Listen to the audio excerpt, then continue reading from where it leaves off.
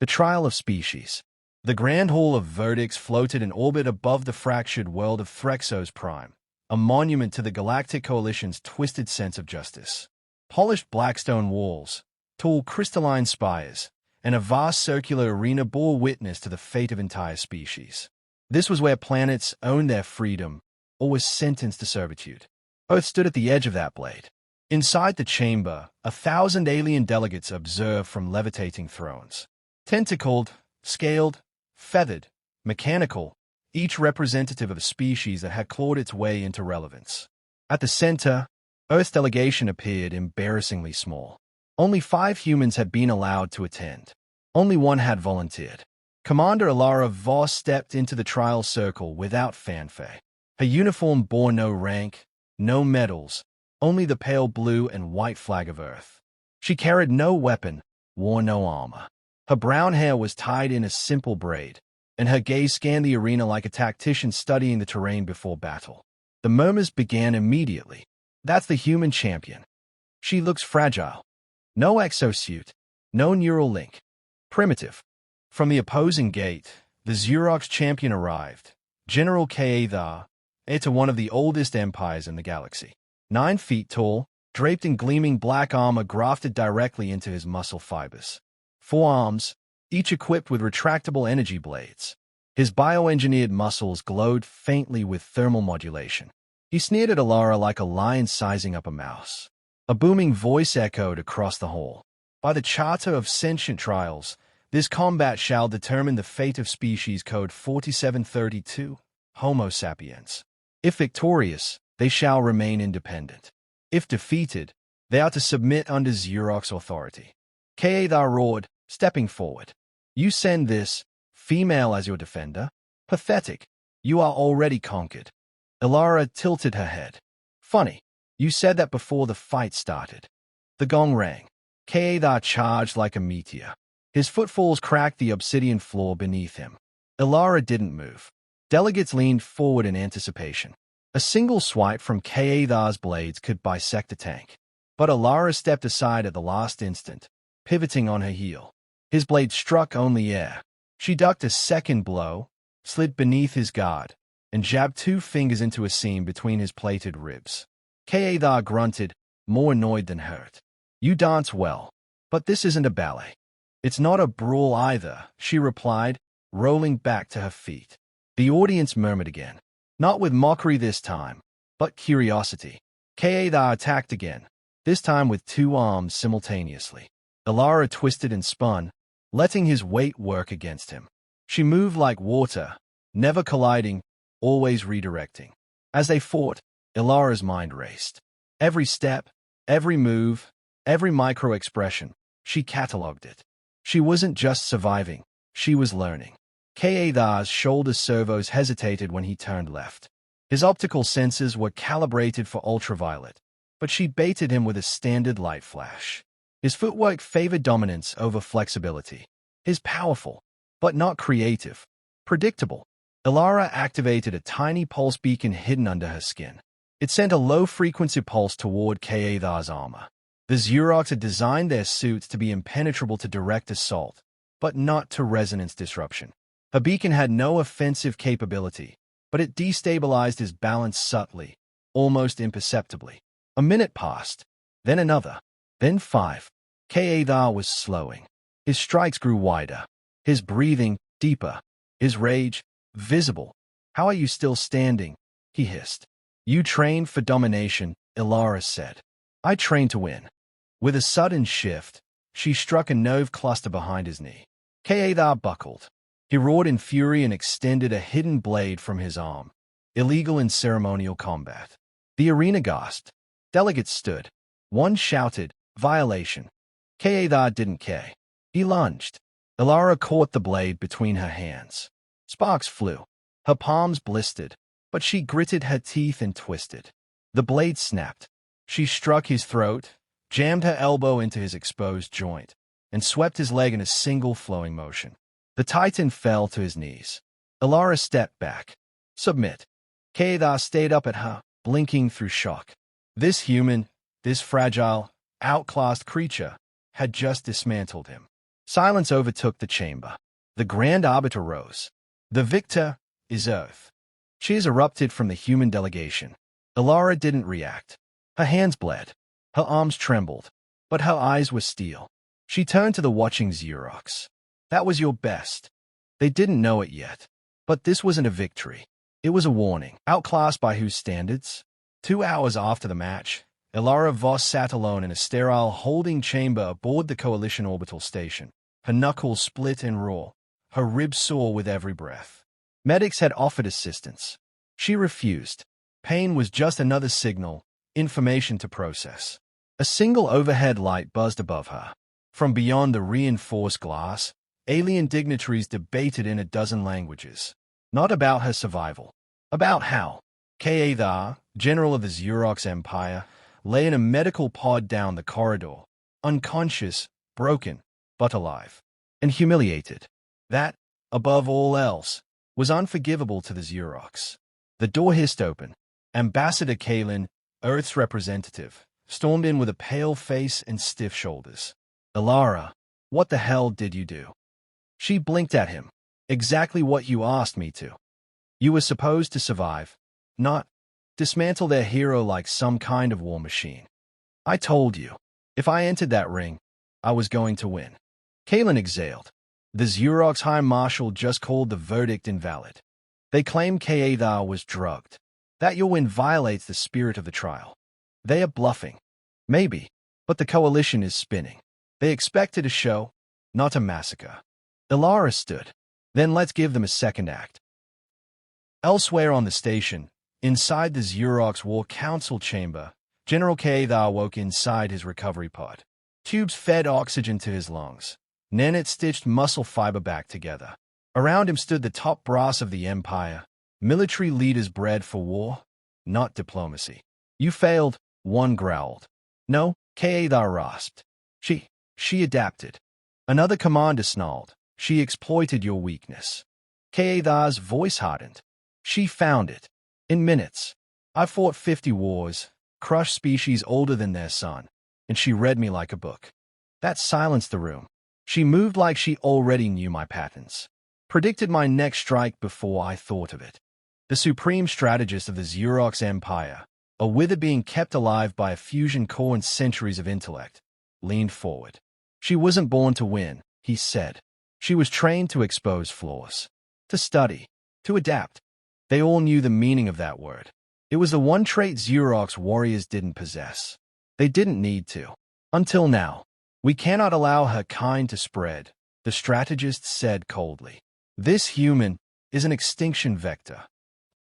Back in her quarters, Elara studied Elara's armor readings. She'd memorized his sensor telemetry during the fight, his heart rate spikes, his biofeedback loops, the way his suit's power routing shifted in reaction to stress. Everything he had used as an advantage had betrayed him. A soft chime. She tapped the holographic console. Secure message, said a voice. From an authorized node. She opened it. Lines of alien code filled the screen, then shifted into translated text. You were not supposed to win. You were designed to break. But you broke us instead. You've started something we can't stop.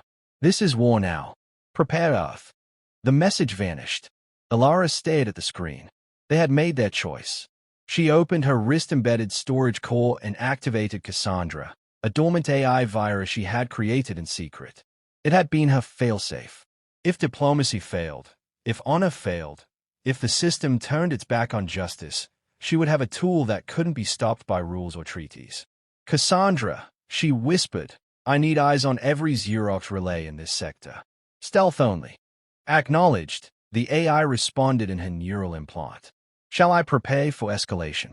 Elara looked through the reinforced window of a cell, past the station, toward Earth in the distance. No escalation yet, she said. Just listen. Learn. Like I did. 3 days later, the Zurox declared Earth trial victory invalid.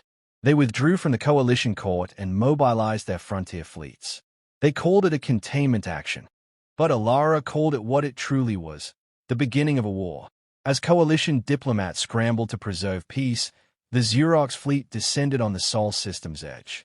Earth's orbital defenses were half complete. The world had only recently entered the galactic scene. Humanity wasn't supposed to be ready. And maybe it wasn't. But she was. And they had made one fatal mistake. They assumed she was the best Earth had. She wasn't. She was just the first. Extinction Protocol. The first Zurox strike hit Titan's research outpost. In one instant, 142 scientists vanished beneath a rain of plasma. No warning. No declaration. Just fire and silence. The Zurox called it a preemptive neutralization. Earth's response was chaos until Elara Voss took control. Within hours, she activated Extinction Protocol. Cassandra, the AI-born countermeasure she'd hidden inside coalition systems during her time on the station. While Earth's governments argued over retaliation, she launched the first silent strike, not with ships, but with code. Cassandra, she said from the command chair aboard a stolen Zurox frigate. Phase 1. Activate listening nodes and analyze target network activity. Infiltration initialized. Target, Zurox Fleet Command AI. Success probability, 63% within 24 hours. The Zurox didn't believe humans could create an AI capable of matching theirs. They had banned such development in emerging species. What they didn't realize was that Cassandra hadn't been created. She had grown, taught by Elara herself, fed data from every alien system, every open protocol, every accidental leak during her training years. A digital shadow of war, designed not to destroy, but to turn their strength inward. Elara paced the command bridge. The stolen Zurox ship, now renamed the Obsidian Mirror, was camouflaged within an asteroid cluster near the edge of Sol. Around her, a handpicked crew of humans and defectors worked silently. Scientists, hackers, tacticians, each one loyal not to a government, but to survival. Dr. Lin, Cassandra's core architect, looked up from her console. They are moving toward Mars. 10 capital ships, 4 troop carriers. They'll sweep colonies clean, muttered Sergeant Hale. We're not ready. We will be, Elara said. We won't stop them with brute force. That's their domain. Ours is subversion. 6 hours later, the first Zurox ship, Judgment Lance, froze mid-flight. Entire systems went dark. Engines sputtered. Weapons locked. From the inside, it looked like a virus. From the outside, it looked like a betrayal. Zurox Command was baffled. Their own AI cores began identifying human threats within their own security layers. They tried to purge them, but the virus adapted. Each purge only made it stronger. Across the fleet, Command AI began isolating their own ships to avoid infection. Communication faltered. Coordination collapsed. Then came Phase 2. Elara transmitted a ghosted signal through hijacked frequencies, mimicking Zurox command codes. The infected ships turned weapons on one another. 2 dreadnoughts exploded. 3 more were disabled. On Earth, the media reported it as a miracle. It wasn't. It was retribution. Back on the Obsidian Mirror, Cassandra's voice rang in Elara's neural feed. Zurox clones identified. Splicing facilities hidden within asteroid sectors Gamma 8 and Theta 2. Estimated clone gestation, 2 million per cycle. Show me weakness, Elara said. All cloning cores share a quantum synchronization signal. Sever it, and the clones won't survive replication. Elara smiled. Dr. Lin leaned forward. If we hit that signal, we can sterilize every Zurox warborn. Sergeant Hale exhaled. You'd be committing specieside. They started this war expecting us to die clean, Elara replied. I don't care how we end it, as long as it ends. 2 days later, the asteroid sectors housing Zurox clone networks collapsed into themselves, hacked fusion reactors overloading simultaneously in perfect sync.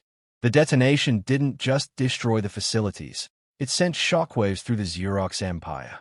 Within a week, a third of their remaining military might was crippled. Their empire wasn't just bleeding, it was hemorrhaging.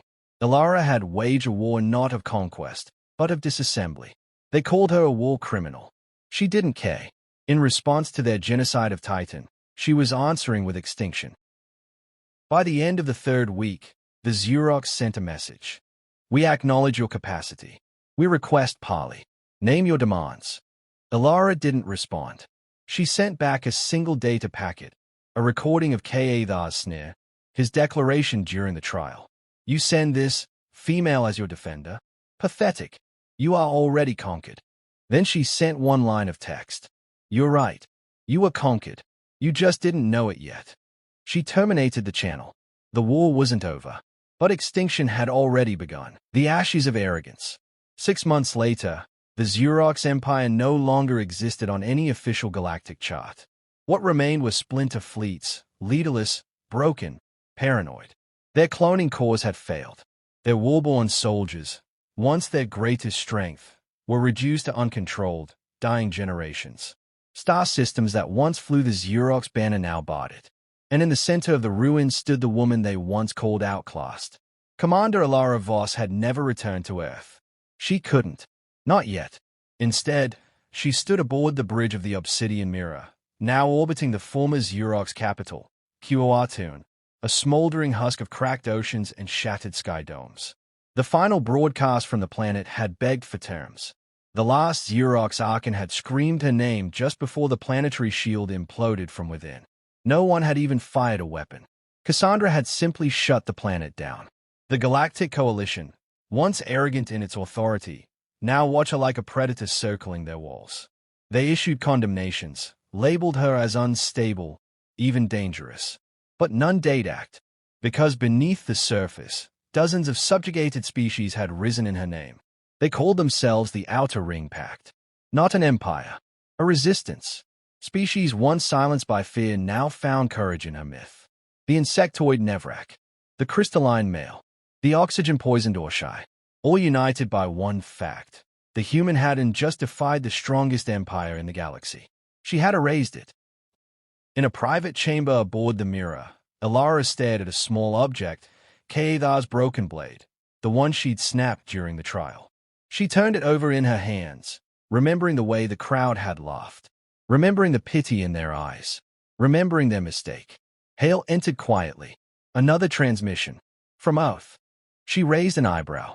Let me guess, political noise or surrender talks? Neither. A child. She wanted to thank you. Elara looked up. She said you saved her father. A minor on Mars. The Zurox were coming. They didn't. Elara nodded, the tension in her jaw softening slightly. Did you reply? I didn't know what to say. Hale shrugged. Maybe just tell her the truth. She stood, walked to the comms terminal, and recorded a simple message. To the girl on Mars, I didn't save your father. You did. You asked for help, and we answered. That's what makes us human. That's why we win. Stay ready. She sent it. Later, a coalition envoy dared to contact her, an ancient squid-like being named Archivist Fool, older than most stars. Its voice echoed in riddles and diplomacy. You've destabilized the balance of the galaxy, Fool said. The Zurox were cruel, yes, but order has its price. You've introduced chaos. Elara sat back. Good. The envoy pulsed angrily. You've made war inevitable. No, she said coldly. I made honesty inevitable. The weak aren't weak. The strong aren't invincible. You all just forgot what fear feels like. I reminded you. Fool slithered in silence before speaking again. Then what do you want, human? She looked into the transmission feed, eyes sharp as blades. I want the next child who's told she's lesser to remember my name and smile. I want every empire that feeds on fear to choke on it. I want a galaxy where strength isn't licensed to dominate. And if they resist, she smiled slightly. Then I'll remind them, like I reminded the Zurox. The channel went dead. On the surface of Qawatun, among the ruins, alien children played near a broken statue of K'Athar. They had never known war the way their parents had. They only knew stories. One child pointed at the human insignia painted onto a fallen ship and asked his mother, was she really that powerful? The mother paused. Not powerful, just unwilling to bow. The stars above shifted.